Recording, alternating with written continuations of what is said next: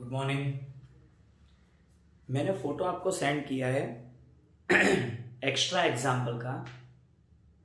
पहले वो बुक में एग्जाम्पल लिख देना या पैम्पलेट में जगह हो तो पैम्पलेट में लिख देना एक्स्ट्रा एग्जाम्पल 1 ऐसा करके लिखना, extra example 1।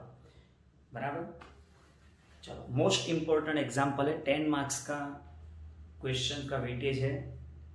AB limited manufactures a product using 3 raw material. एक प्रोडक्ट बनाने के लिए 3 types of materials are used. 3 types A, B and C। other information, name of raw material A, B, C, uses per unit of output। Output यानी product. एक product बनाने के लिए कितनी क्वांटिटी मटेरियल की यूज होती है, तो एक यूनिट बनाने के लिए रॉ मटेरियल ए के 20 यूनिट्स यूज करते हैं। इसका मतलब एक ये जो प्रोडक्ट बनाए हमने, ये प्रोडक्ट बराबर, उसमें ए यूनिट का ए के 60 यूनिट्स यूज होते हैं, बी के 8 एंड सी 12। इतने यूनिट्स मिलाकर एक यूनिट प्रोडक्ट का बनता है। बराबर। रीऑर्डर क्वांटिटी यानी ईओक्यू डायरेक्टली गिवन। प्राइस पर यानी कॉस्ट पर यूनिट यानी परचेज प्राइस। डिलीवरी पीरियड यानी रीऑर्डर पीरियड। मेथड 1 है तो याद करना पड़ेगा, मेथड 1 की फॉर्मूला सब देख लेना वापिस, ये एग्जांपल सॉल्व करते हैं समझ। रीऑर्डर लेवल जो हम पहली फॉर्मूला में ढूंढते थे, रीऑर्डर लेवल, इसमें ए और बी के दे दिए हैं, और मिनिमम लेवल 4000 सिर्फ सी का दिया है। अब क्या दिया इंफॉर्मेशन, वीकली प्रोडक्शन यानी आउटपुट वेरीज यानी डिफरेंट फ्रॉम 175 टू 225, यानी हम प्रोडक्शन कितना करते हैं, आउटपुट कितना निकालते हैं, बनाते हैं 175 से 225 तक, यानी मिनिमम 175 प्रोडक्शन करते हैं और मैक्सिमम 225, और दोनों का एवरेज प्रोडक्शन हुआ 200। वो डायरेक्टली वेब से भी दिया है, देखो average 200। Determine the quantities of the following. First one, minimum stock level of material A, यानी मिनिमम लेवल ढूंढना है ए का। देखो मिनिमम लेवल लास्ट कॉलम में है लेकिन वो सी का दिया है, ए का हमें ढूंढना है। Maximum level of B, maximum level B का ढूंढना है। Reorder level of C, reorder level देखो सेकंड लास्ट कॉलम, ए आ गया बी आ गया, सी का नहीं था जो हमें ढूंढना है। और एवरेज लेवल ऑफ ए का एवरेज लेवल। बराबर।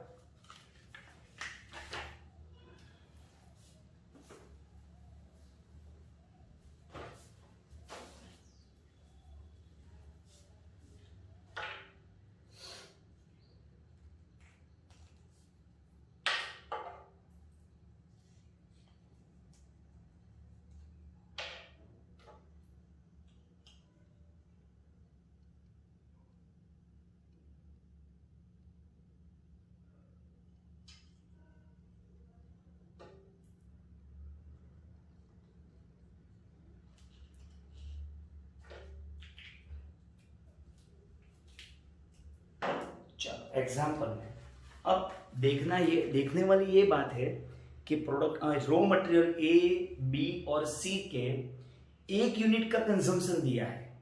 सेकंड कॉलम जो है uses per unit of output, एक यूनिट प्रोडक्शन करने के लिए कितना यूजेस होता है। बराबर, सिर्फ एक यूनिट का दिया है और हम कितना प्रोडक्शन करते हैं, लास्ट पैराग्राफ में देखो 175 टू 225, तो कंजम्पशन 175 और 225 का कितना है वो नहीं दिया है।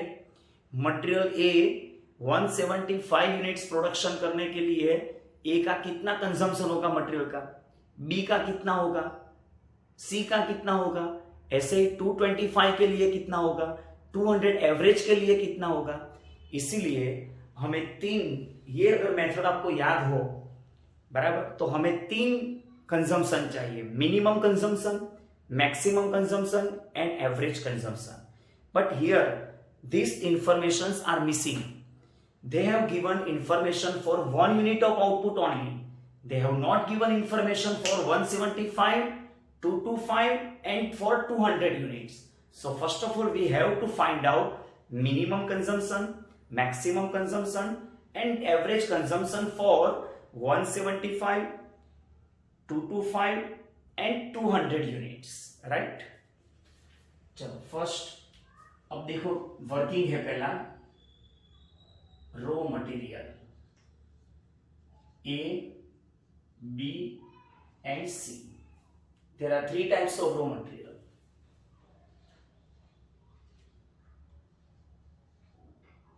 Uses per unit of output.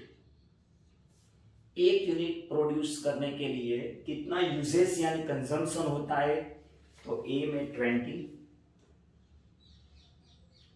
8 and 12, right. अब उसके हिसाब से हम minimum consumption, maximum consumption and average consumption ढूंढ पाएंगे। चलो अब मिनिमम कंजम्पशन तो मिनिमम आउटपुट कितना है 175 यूनिट्स के बराबर। मैक्सिमम कंजम्पशन जो 225 यूनिट्स के है और एवरेज कंजम्पशन 200 यूनिट्स का ढूंढना है बराबर। चलो अब वर्किंग कैसे करना है देखो, एक यूनिट आउटपुट के लिए एक एक कितने यूनिट्स कंज्यूम होते हैं 20, तो 175 के लिए कितना होगा, सिंपल है देखो 1 यूनिट के लिए वर्किंग लिखना नहीं है, सिर्फ पहली बार समझा रहा हूं इसलिए 1 यूनिट के लिए यूजेस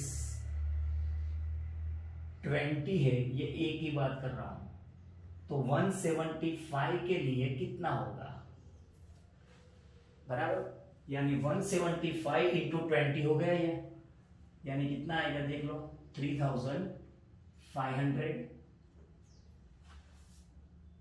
चेक कर लेना 225 इंटू 20 यानी 4500। चेक कर लेना ये भी 225 इंटू 20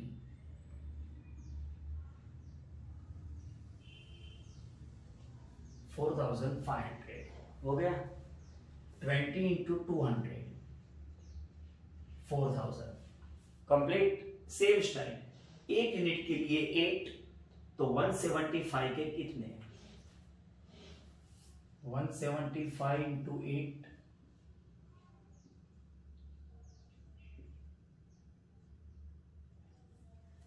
1400। 225 इंटू 2 और 225 इंटू 8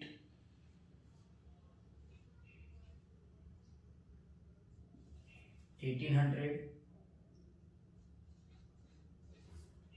और यहां पर 1600। 12 इंटू 175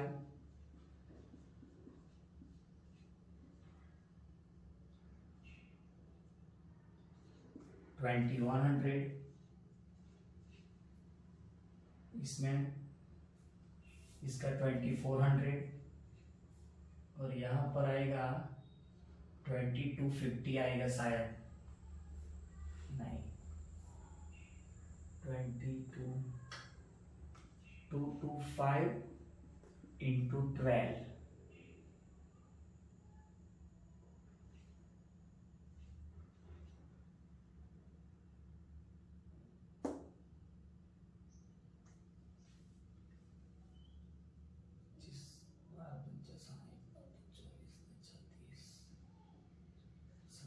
2700 आएगा। चलो उसका एवरेज भी अब मिल गया। बस सिर्फ बेसिक वर्किंग ये है बराबर। ये सिर्फ एक बार लिखना हो तो लिख देना, बाकी डायरेक्ट मल्टीप्लाई ही करना है। चलो ये हो गया। अब क्या ढूंढना है, बस ये देख लो कि पहला पॉइंट मैक्सिमम नहीं, minimum level of A, minimum level of A का मिनिमम लेवल, राइट। उसकी फॉर्मूला थी मिनिमम लेवल की, reorder level of A minus into bracket average consumption into average reorder period, average consumption into average reorder period. चलो reorder level सिर्फ A का देखना है, reorder level of A 10,000 minus average consumption A का ये ढूंढ लिया हमने 4,000 into average reorder period. Reorder period देखो, डिलीवरी पीरियड जो लिखा है वो 1 2 3, यानी एवरेज करो उसका 2, 1 2 3 यानी 1 + 3 डिवाइड बाई 2। चलो फाइनल आंसर 4000 यूनिट्स। आंसर सब इसमें यूनिट्स में मिलेंगे। हो गया सेकंड पॉइंट। चलो अब क्या ढूंढना है, मैक्सिमम लेवल ऑफ बी।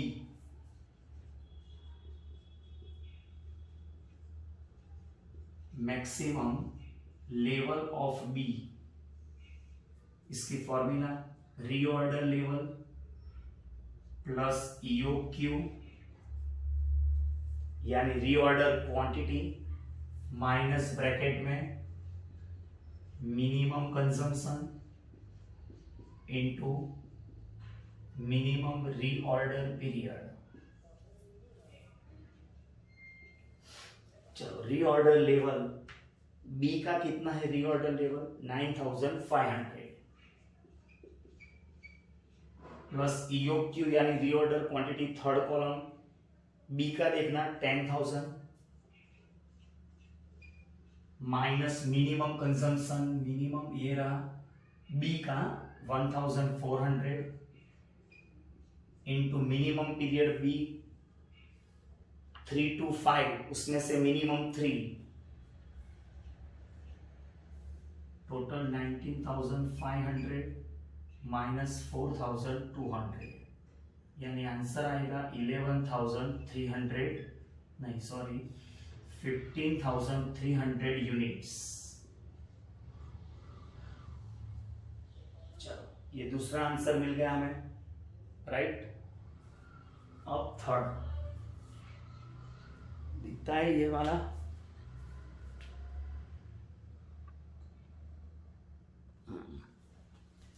चलो थर्ड क्या ढूंढना है हमें,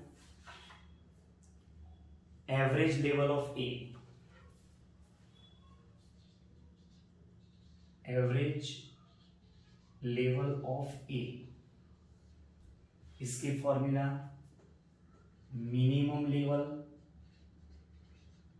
plus maximum level divided by 2। Full form लिखना है आपको सब में। अब मिनिमम लेवल ए में कितना था, मिनिमम लेवल ए ढूंढा हमने 4000 प्लस मैक्सिमम लेवल, ये तो बी का है, हमें ए का ढूंढना है। तो मैक्सिमम लेवल ए का दिया नहीं है तो पहले ए का ढूंढना पड़ेगा। Maximum level of A, formula तो यही रहेगी, reorder level plus EOQ minus minimum consumption into minimum reorder period. Minimum reorder period,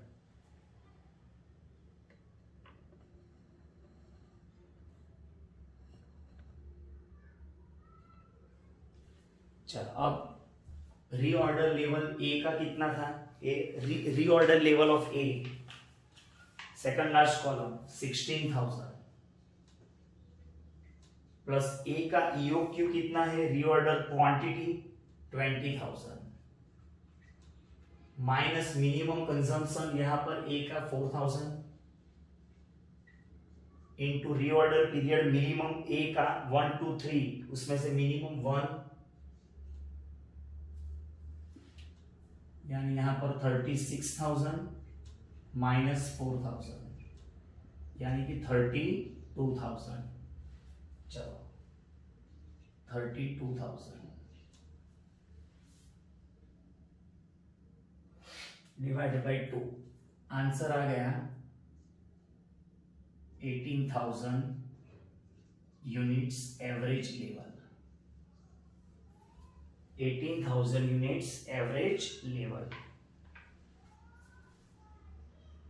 चलो एग्जाम्पल कंप्लीट हो गया ये अभी। ये 8 to 10 मार्क्स का एग्जाम्पल आता है, बराबर, ये एक्स्ट्रा में है। हो गया complete.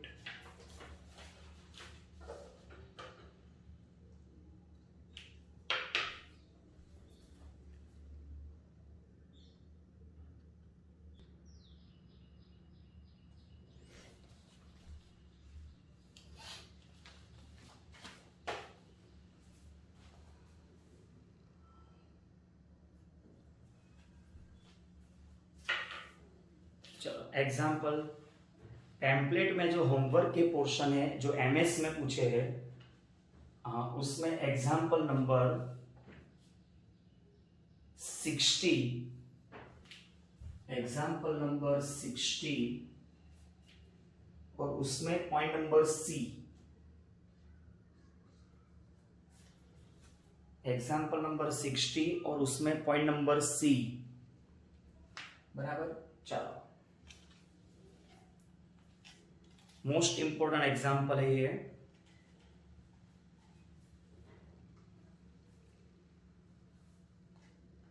Annual demand 800 units, 800 units purchase, 800 units है एनुअल।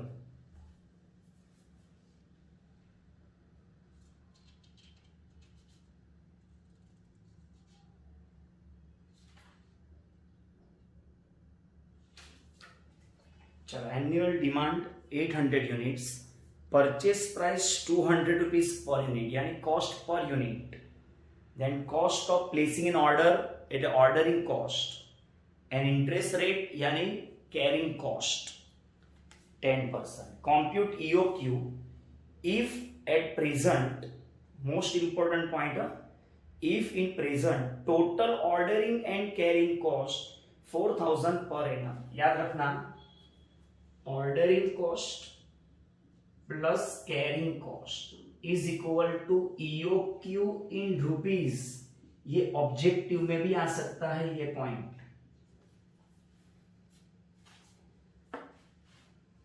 ऑपरेटिंग और ordering cost plus carrying cost यानी कि ईओक्यू इन रुपीज, ये ऑब्जेक्टिव में आ सकता है। इसका मतलब ये 4,000 आपको जो दिया है वो ईओक्यू इन रुपीज है, बराबर। एक मिनट कैलसी लाना पड़ेगा।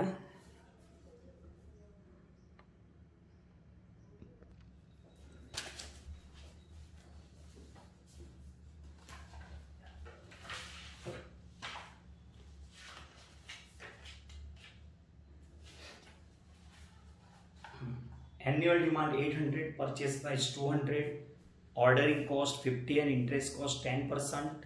चलो फर्स्ट ऑफ ऑल याद करना, हमें कैरिंग कॉस्ट रुपीस में चाहिए, यहां पर परसेंटेज में दिया है, तो carrying cost is equal to cost per unit into percentage of carrying cost. चलो कॉस्ट पर यूनिट यानी परचेस प्राइस 200 इंटू 10% यानी 20 रुपीज। कंप्लीट हो गया ये। अब ईओक्यू रुपीस में तो दे दिया है वो 4,000, ordering cost plus carrying cost total दोनों का 4,000। अब ईओक्यू यूनिट्स में ढूंढना है हमें, तो पहले रुपीस में जो दिया है उसकी फॉर्मूला क्या थी, ईओक्यू इन रुपीस 2AOC, बराबर, यानी ईओक्यू इन रुपीस। चलो EOQ in rupees 4000 into 2 under square root 2 annual demand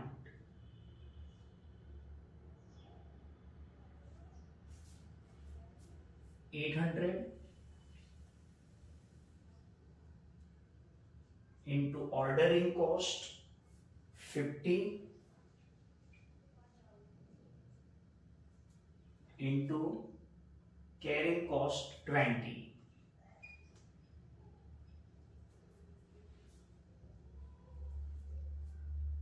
यानी अंडर स्क्वायर रूट 1600 into 1000 1600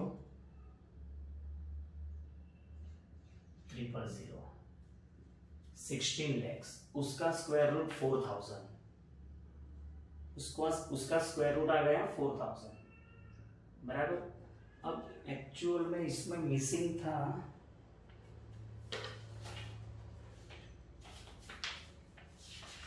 ये तो आंसर डायरेक्ट आ जाता है, एक minute,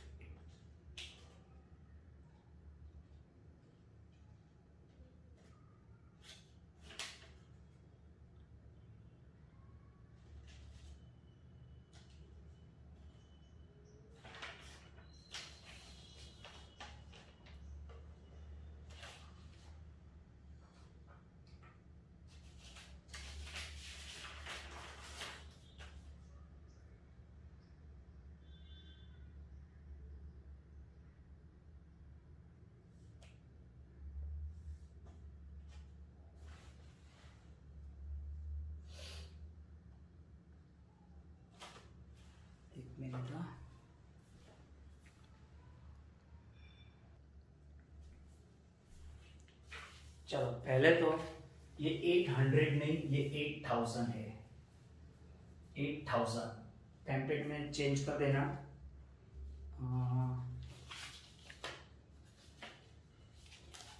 annual demand 8000 units, purchase price 200 rupees, cost of placing an order 50 and interest rate यानी carrying cost 10%, बराबर 1600, यानी ये देखो अब इसका स्क्वायर रूट निकालोगे आप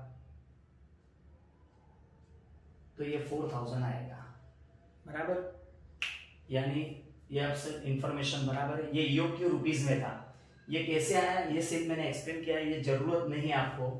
हाँ, आपको ढूंढना है ईओक्यू इन रुपीस, अरे EOQ in units. EOQ in units is equal to 2AO upon C, 2AO upon C, 2 into 8000 बराबर इंटू 50 डिवाइडेड बाई 20। चलो हो गए हैं, अंडर स्क्वायर रूट कितना आंसर आएगा 40,000, यानी 2000 आएगा, नहीं 200, इसका स्क्वायर रूट कर देना,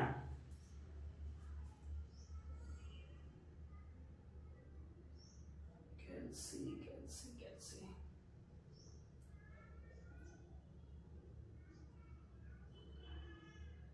40,000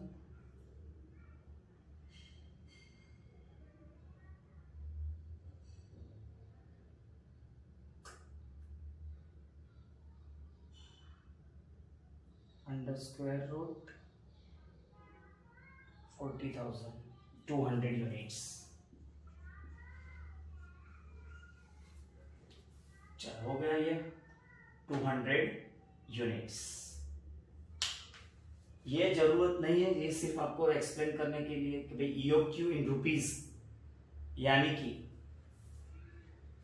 EOQ इन रुपीज यानी कि क्या है, total ordering cost plus total carrying cost, ये दोनों का टोटल यानी EOQ इन रुपीज, और उसके हिसाब से हमने ये EOQ यूनिट्स कैलकुलेट कर लिया। हाँ, एग्जाम में ये भी आ सकता है, बराबर याद रखना। और इफ ये एक्स्ट्रा पॉइंट है,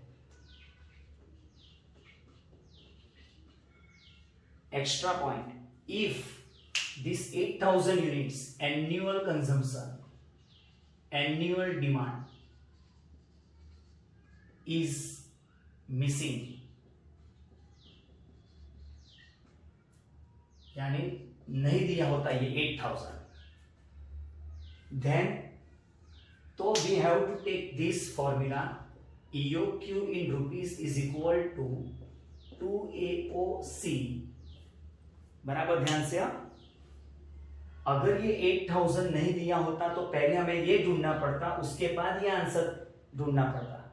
अब कैसे, देखो EOQ रुपीज में तो 4,000 दिया ही है, okay, into 2 into annual consumption is missing, so A into ordering cost 50 into carrying cost 20, 4,000 under square root 50 into 20, 1,000 into 2, 2,000 A, 2,000 A। चलो अब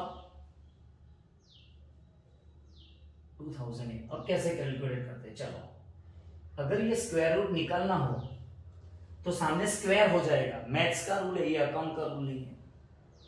4,000 square is equal to 2,000 A, ऐसा हो जाता, बराबर, यानी 4,000 इंटू 4,000,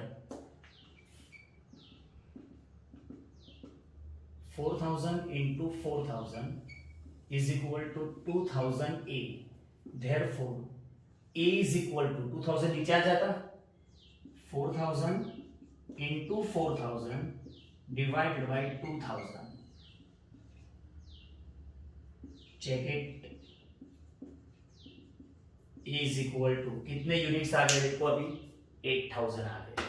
ऐसा भी आ सकता था, और अब ये ढूंढना है, तो अब तो ये आज सेम रहेगा, इसमें तो कोई चेंज नहीं आएगा अभी।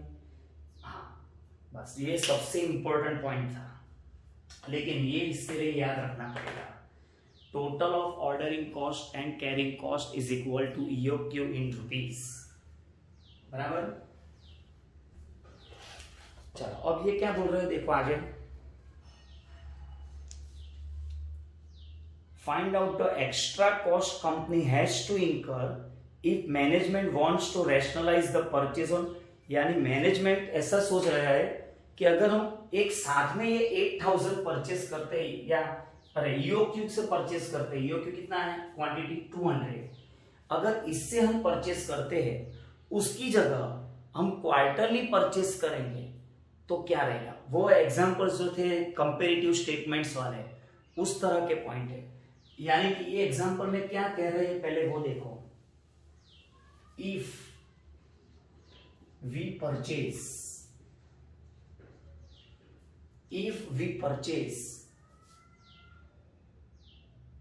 इन परचेस क्वार्टरली, बराबर, और in EOQ we have two option, हम दो तरह से अगर परचेस करते हैं तो क्या होगा। बहुत इंपॉर्टेंट एग्जांपल है, एग्जाम में पूछा हुआ है, पहले तो ये कॉन्सेप्ट क्लियर होना था, ये हो गया है आपका क्लियर, फिर से एक बार देख लेना बाद में। चलो, इफ वी परचेस, अगर क्वार्टरली परचेस करते हैं हम, पहले तो अगर EOQ से परचेस करते हैं, EOQ बराबर, EOQ यानी ये 200 यूनिट्स, 200 यूनिट से। तो क्या होगा, तो इसमें क्या क्या ढूंढते थे पता है, number of orders, number of orders as per EOQ. तो उसकी फॉर्मूला एनुअल कंजम्पशन यानी annual demand divided by EOQ in units, यानी 8000 है, ये रहा ऑलरेडी, इसमें तो दिया है, बाकी नहीं दिया होता तो भी ऐसे मिल गया होता, divided by EOQ in units 200, यानी 40 ऑर्डर्स। ऑर्डर्स कितने आते, 40। और इसको कहते हैं क्वार्टरली, यानी कि size order, size order, size order. इसमें एन्युअली हमें रिक्वायरमेंट कितनी है, 8000 यूनिट्स एन्युअल। एक साल में पूरा रिक्वायरमेंट है 8000। अगर हम क्वार्टरली परचेज, क्वार्टर यानी एक साल में 4 क्वार्टर होता है, 3 महीने का एक क्वार्टर, ऐसे 4 क्वार्टर्स हो गए, तो डिवाइड बाय 4 क्वार्टर्स कर देते हैं हम, तो एक क्वार्टर में कितना परचेज होगा, 2000 purchase in 1 quarter, in 1 quarter. एक साथ में अगर हम परचेज करेंगे तो 2000 क्वार्टरली होगा, बराबर। अगर हमारे पास 2 ऑप्शन है, अगर हम क्वार्टरली परचेस करेंगे 2000, और अगर हम ईओक्यू से परचेस करेंगे तो 200, तो दोनों में कंपैरिजन करो कि कॉस्ट कितनी ज्यादा रहेगी इसमें, बराबर।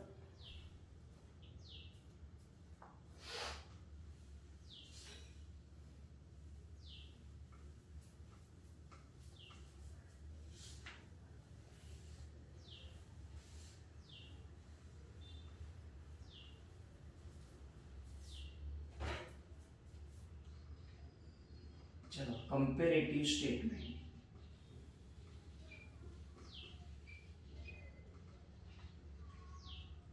Between EOQ and size order.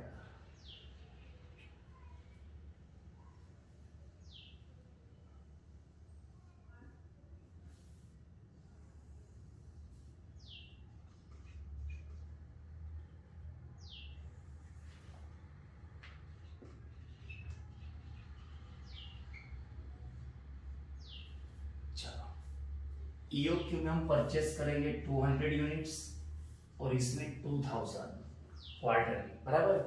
तो पहला पॉइंट था, याद हो तो, मटेरियल कॉस्ट। मटेरियल कॉस्ट की formula annual consumption into cost per unit, यानी परचेस प्राइस। एनुअल कंजम्पशन दोनों में सेम रहेगा, 8000 इनटू परचेस प्राइस यानी कॉस्ट पर यूनिट 200, यानी 16 lakhs। इसमें डिस्काउंट नहीं है, अगर डिस्काउंट होता तो यहां पर परचेस प्राइस चेंज हो जाती, आगे एग्जांपल्स आ गए, so you have to refer them into 200, same 16 lakhs। Second point, ordering cost. Ordering cost, number of orders into cost per order। Number of orders कितने हैं, तो ईओक्यू से नंबर ऑफ ऑर्डर्स आए थे 40 इंटू एक order की cost यानी cost पर ऑर्डर 50। इसमें लिखना है number of orders 40 into 50 is equal to 2000, बराबर। क्वार्टरली में भी आपको ढूंढना पड़ेगा number of orders, annual consumption upon size order, 8000 divided by size order कितने का है, ये 2000, यानी 4।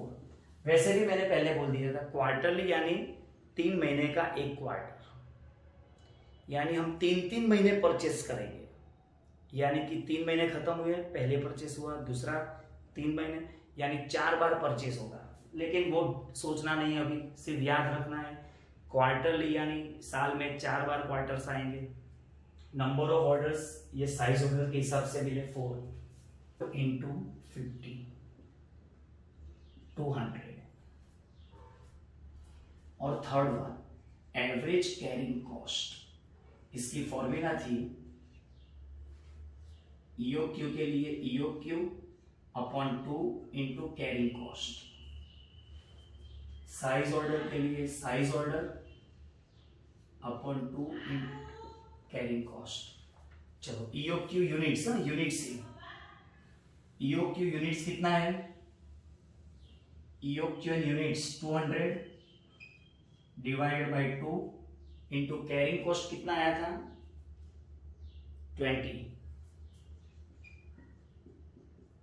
2000।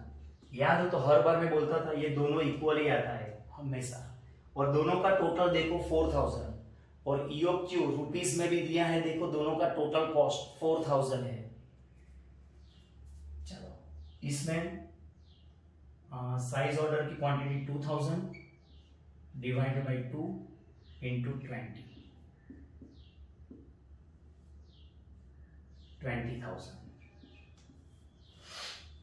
बराबर। चलो टोटल कॉस्ट 16,04,000, इसमें टोटल कॉस्ट 16,20,200। अगर हम EOQ से परचेस करेंगे तो इतनी कॉस्ट आएगी टोटल, और साइज ऑर्डर से परचेस करेंगे तो इतनी कॉस्ट आएगी। यानी अब आपको यही पूछा है कि अगर हम क्वार्टरली परचेस करेंगे तो कितनी कॉस्ट ज्यादा रहेगी, तो दोनों का difference, if we purchase quarterly extra cost would be difference 16,200 rupees. This is the answer. बराबर ध्यान से देख लेना example number 60 point number C।